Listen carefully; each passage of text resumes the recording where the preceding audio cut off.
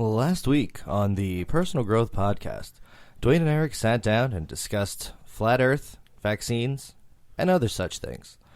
Join us this week for episode 21 as we're in studio with Brytni HIleman, live in front of no studio audience at the TriPoint Studios. This is the PGP. Just to clarify, too, last week, Scott, producer, was in on the conversation. It wasn't just the two of us. He had a lot of insightful things to say. That's fair. Because I was stumped on things to talk about with flat earthers, aside from like all the anger that you had about the whole situation. Yeah. Oh, yeah, I forgot. Yeah, it was so angry. Man. It just makes me mad. I don't want to think about it. Let's move on. Okay, moving on. Brytni. But what if Earth was an oval? Is that a possibility? It's more It's likely, still kind of round, it's but more it's likely not than it flat. being flat. I'm going to start a movement. There is the whole The Oval Earth Society. there is the whole ring thought. I don't know who came up with that. A donut. Yes, that Earth is a donut. Right, yeah. And inner Earth. You've heard of this, too, I support Brytni. it. Get out. Just kidding. That was real loud. Sorry. Yeah, that's okay. I'm fixing. So, I'm just gonna start out with a question that you've already answered, but I'm gonna go with it anyways because you answered via social media. Okay. Some advice that you would give yourself 10 years ago. Yes. So the first thing that I would do wouldn't even be to open up my mouth and speak. It would be to hug. You know, doing a lot of trauma work, people call it the inner child. I would hug my inner child, I guess, my younger version of myself, and tell her that she's not as alone as she thinks she is, because I felt so alone, surrounded by so many people who claimed they loved me, and obviously that wasn't true, because, I mean, I could go on about that, but yeah, it wasn't true. Do you want to go on? I mean, I'm curious. You piqued some curiosity, if you're comfortable. I grew up in a really bad home. I had a stepdad who, on the outside, to everyone else, looked like number one dad. Amazing. Behind closed doors, it was beatings and control and lots of screaming. It was just really bad. But the weird thing is I saw my brother grow up kind of like the favorite.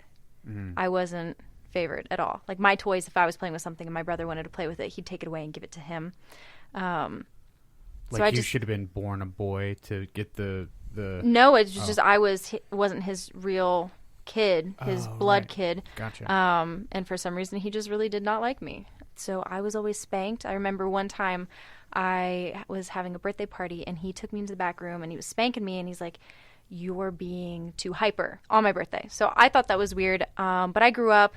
I didn't have my first sleepover until I was 16. And when I went to the sleepover, I was like, wow, why aren't your parents yelling at you? This isn't normal. Because I grew up thinking my household was normal. Right. So it was just odd. So I grew up thinking I'm surrounded by these people who say that they love me, but they don't. Well, I can't speak to your experience because that's yours. And I just think about, from my perspective, family members that say that they loved me, and I believe now that they did love me as best as they possibly could, and they didn't know a different way to. So I don't know about like your parents' background or whatever, but like for my dad, he came from a very abusive home too, and so he distanced himself from us, it seemed, because like he didn't just get physically abused, but there was a lot of sexual abuse too from the situation that he was in when he was younger. And so like he always told us, don't be in the wrong place at the right time or something to that effect, because like you don't want anyone to ever be able to say that you did something that you didn't do, kind of thing. Right. And so like he just wasn't affectionate. He wasn't around a lot in what I view now as a parental role, you know, like he provided for us for sure. But all that to say, like, is it fair to say they didn't love you, or is that just your perspective? I would like to say a little bit of both, but that's probably just my perspective. But now, after my mom, we left in the middle of the night. It was that type of situation. He was gone at work. She packed us up with whatever we could get.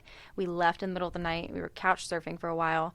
No one reached out to me ever again. Once we were gone, they only reached out to my brother, because obviously it was his blood kid. Right. And I wasn't. I was the stepchild.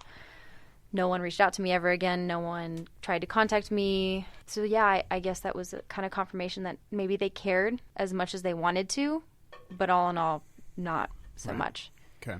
But what you said about the loved you as best as they could, that would go for my mom. Okay. Because my mom was learning as she went. She had 2 kids very young. I have a son, and she had me the same age, around 21. She was in the Army when she had me. And she met my dad. It was like a one-night stand thing, and they got married thinking that would fix everything, and it didn't. So, I mean, she loved me as best as she could, and it's funny because when you think back and you're like, wow, I didn't have the nice things, I was made fun of, or you think, wow, my mom didn't let me do this or this or this, and then you grow up and you're like, wow, my mom was right, or wow, my dad was right, or this person was right, whoever your guardian was. You know, I used to get so mad. My mom would tell me that person is no good for you. They're just going to get you in trouble. Lo and behold, years later, I'm like, wow, Mom, you were right. Yeah. I mean, I got in trouble with them, and I had to learn that way, but you were right. So she did the best she could, and I appreciate everything that she did for me and continues to do for me. Yeah. I've heard some really great things about your mom. She's pretty cool. Yeah. she's Cassidy badass. talks about how his favorite thing about her. Well, I can't really that. Maybe that's not fair to say. One of the things he's fond of is that she swears a lot. Yes, she does. She's the cool mom. Not the overly cool mom. You know, if you guys have seen Mean Girls, where she comes and she's like, do you guys want a condom? Right. Maybe some Yeah. food, a snack? No, my mom is just like there and present for whatever we want to do. She wants to make sure that everyone else is happy without taking away from her own happiness. So it's not people pleasing, but she's just a delight to be around. And she does cuss a lot. And that's not a lot of moms can relate in that area. I've always been pretty fond of people that swear too. Yeah, It's like there's a I've had to camaraderie. tell my mother to watch her mouth around my son. Like, Mom, he's a sponge. He's picking up everything you're saying. Could you just not? Oh, I don't know. So I'm with you. My mother has Yes. I get it. One of my son's first words is definitely going to be the F word, guaranteed, because of the small amount of time that she spent with him during his birthday. She's like, yeah, she'll be holding him and she'll be like, yeah, fuck those bitches. And I'm like, Mom, oh my God, That is so he's great. going to repeat it. Okay, so something that a lot of times we do too that I think that I forgot to do is we have like a list of things about our guests, right? So you're a mother, obviously, Yes. to a son. You're a daughter. You're going to school right now, currently, right? Yes. And this is the Personal Growth Podcast. We like to talk about people's personal growth, right? So Oh, that's what we're supposed to be doing? calm down. No. I thought this was a cooking podcast. Yeah, like I've got my spatula and a colander. I I thought could we do were the gonna, Foley. That's the eggs frying. Oh, That's how I know how to cook. What did you call it? That was good. Eggs. Foley. Foley. Yeah, you know the sound effects inside of movies. What's a Foley? It's the sound effects inside of movies. That's what it's called. That's what it's Nothing. called. What's a Foley with you? Anyways, I'm sorry. No, that's fine. Fuck you, Eric. Wow. I was going to ask, am I allowed to say the F word? Yeah, swear I already as- did, yeah, but swear as much as you want. I didn't know if you guys were going to later on beep it out. No, I do not care to do that. That's That would pain take a in the while. ass. Yeah. It the editing that I do is pretty minimal, but it also is minimal. Yeah, that's the best way to put it. Well, like mother, like daughter. I swear quite a bit too. Yeah, that's good. We're all If he did take the time to edit out the profanities, I would sound like a bad cell phone connection. Like because going through a tunnel, like that would be. it would just be me talking. Yeah, pretty much. Just kidding. No, I swear quite a bit too. So, like, going to school. Tell us about what you're doing for school. So I'm going to school to be an esthetician. It took me at least 2 months to learn how to spell that. I knew I wanted to go for it, but it's not an easy word to spell. That was my failed attempt at a joke. Is there like a sound effect that but-ums? No? Okay, cool. So it's like skincare. So there's cosmetologists where they do hair. Mm-hmm. I do skin, so facials. We give back facials, which is pretty cool. It's like a massage, but you also get your pimples popped, and you get like you know how people put on face masks. We'll put one on your back. Oh, It's pretty I had cool. I was Like you the said back of your back head? face. That's what I was thinking. It's No. like you pull the hair apart. No, your back, like your back. Some people. Oh, have we hair got to backs. take care of these roots. Well, also I do lots of waxing. I can wax buttholes, eyebrows, noses. All with the same paper. right? You start with the butthole, and then you clean that off, and then you go. You don't clean it off. You just do it. Oh, just okay. Go for it. Oh, Yeah. fantastic. All right. I once waxed Cassidy's face, his beard line. I don't know what you call that. His cheeks where his beard hair should not grow. Sure. I mean, it could grow anywhere. It's free Facial country hair. for them. But I just wanted to line it up, and I just got my wax kit in my kit, and it was pretty. I waxed his eyebrows. I waxed his cheeks. I was like, "Can I wax your butthole?" He said no. Yeah. I have an old roommate who used to always try to get me to let her do a manzillion on, and I was like, absolutely not, Brytni. Ironically, her name was Brytni too. I was like, "Wow, okay." Yeah.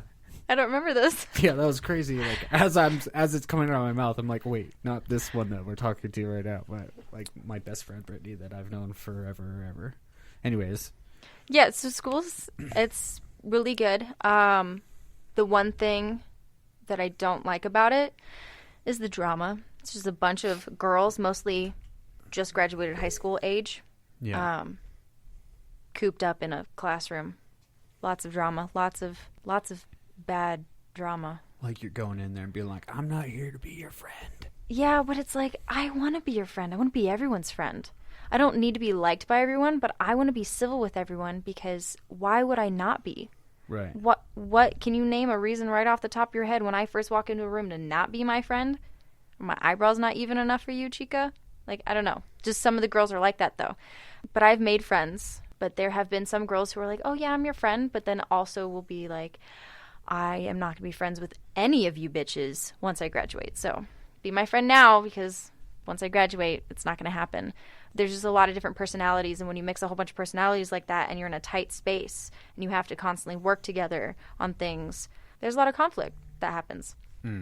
But it's rewarding and there's a lot of growth that happens. I have to call my sponsor all the time after school. But I think it's my calling. I think I was born to do it. However, the other day I was watching Dexter, and he's a blood spatter analyst, and I was like, I went to school for the wrong thing. And then someone told me it's not going to be like Dexter at all. Just like if you want to be a surgeon, it's not going to be like Grey's Anatomy. And I was like, you don't know that? Are you a surgeon? I don't know. I mean, I've never seen a doctor as good looking as Patrick Dempsey. So, I mean, I don't know. Yes. Which It guy might is not that? be. Which one is McDreamy? Is that the one? McDreamy, That's what yes. they call Because him? McSteamy is, I don't know his name, but he's the blonde The one. other one. Yeah. Yeah. Interestingly enough, I've never watched a whole episode of Grey's Anatomy, but you I know can about tell you. McDreamy? I could tell you enough about, I know. I could tell you Sandra Oh's on that show, right? Katherine Heigl used to be. Okay, you're using their actual names? Well, yeah, I don't know. Yeah, all their, I don't know all actual their names. I go names. by character names. Ah, okay. Yeah. Yeah. So Like, he's friends with Tay Diggs. And I'm I not don't- friends. I don't know. I'm not friends with Tay Diggs. He just follows me on Twitter. Which is it's fine. basically like and being so does friends. John Cena. I'd call John that Cena follows you? John Cena follows me on Twitter. I don't know why or how, and I'm surprised I was even able to see it. I'm going to message him and say, hey, you follow one of my friends. Can you follow me, please? You should tell him. Tell him that. So what made you decide that skin was your thing? Because like a lot of people are gross. Like why do you want to pop pimples and that do stuff stuff like doesn't- that? Like what's the? Yeah, it doesn't freak me out. I've always watched Dr. Pimple Popper. Is that what it's called? Where she pops pimples on the idea. show? No Sound- idea. Yeah, that it's sounds so right. nice. Like she pops it and it's like oatmeal coming out of your skin. It's lovely. Sorry, guys. I don't know. I thought about it one day. I went through a pretty nasty breakup with my kid's dad, and I don't know why he wanted to start a business. I'm going to try to say this without speaking badly about him. Oh, it's hard to do, isn't It's it? so hard. But I'm trying to be the bigger person right now. We went through a bad breakup, but before he wanted to open up his own business, and he's like, you could be a stay-at-home mom or serve a couple days out of the week, just make a little income because I'm going to open this business. I'm going to be super successful. I'm going to have lots of money. Didn't happen because he moved us out here to Boise for that. Didn't happen. Not even close. So things got really bad at home. I left, and then I was like, I need to find myself. One day I woke up, and I was like, I'm going to go back to school. What do I want to go back to school for? And I think I Googled shit for 5 hours of possible trades that I could do because I tried college when I first got out of high school. Obviously, I'm an alcoholic and an addict. I didn't think college was going to be fun unless I partied. Right. When I went into college, it was a small community college. in the middle of nowhere. There was no partying. I made it through a semester. I didn't pass a single class.